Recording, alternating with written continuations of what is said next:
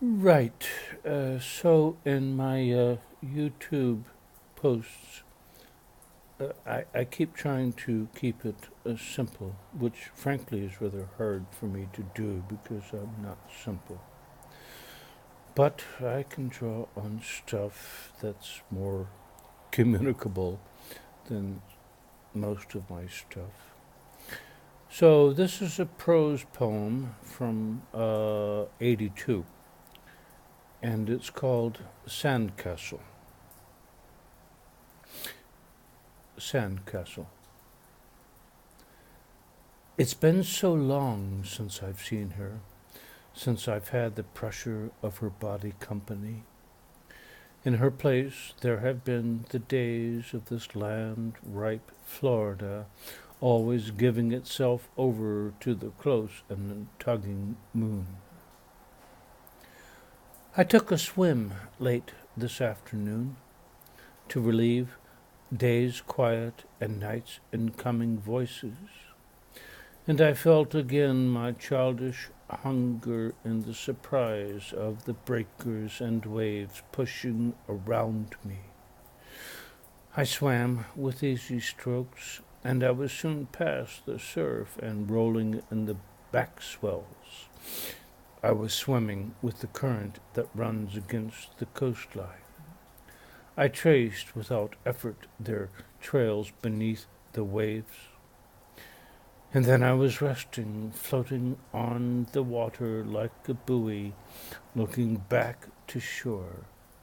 It was then I saw what I used to see frequently, and how the sky can go from pearly to polished blue, and how the late day's sun slips inside cloud strips of deeper gray blue.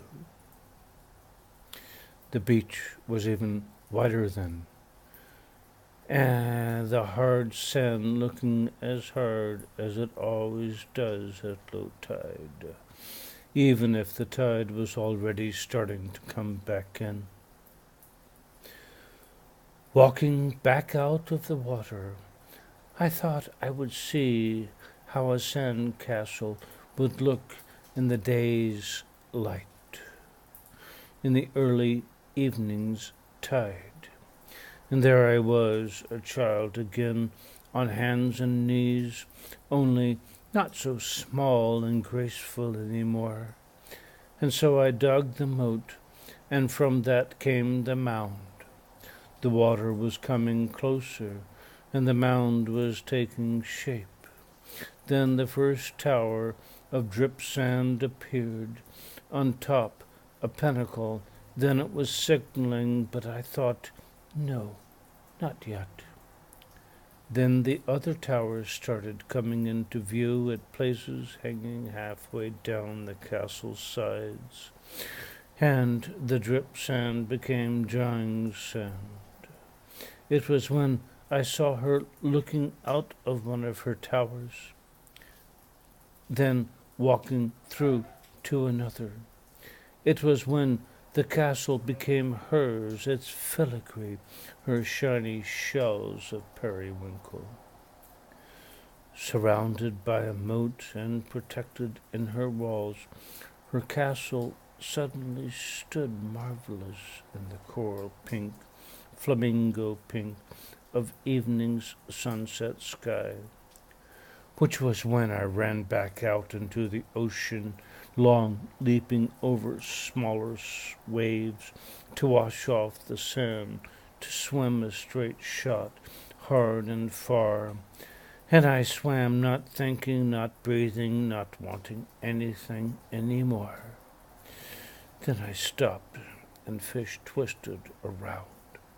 Her towers were now burnished brown and gold. But already big people were standing around her castle. Already the far-off castle belonged to the narrowing beach, the people, and to the sea. She had flown away.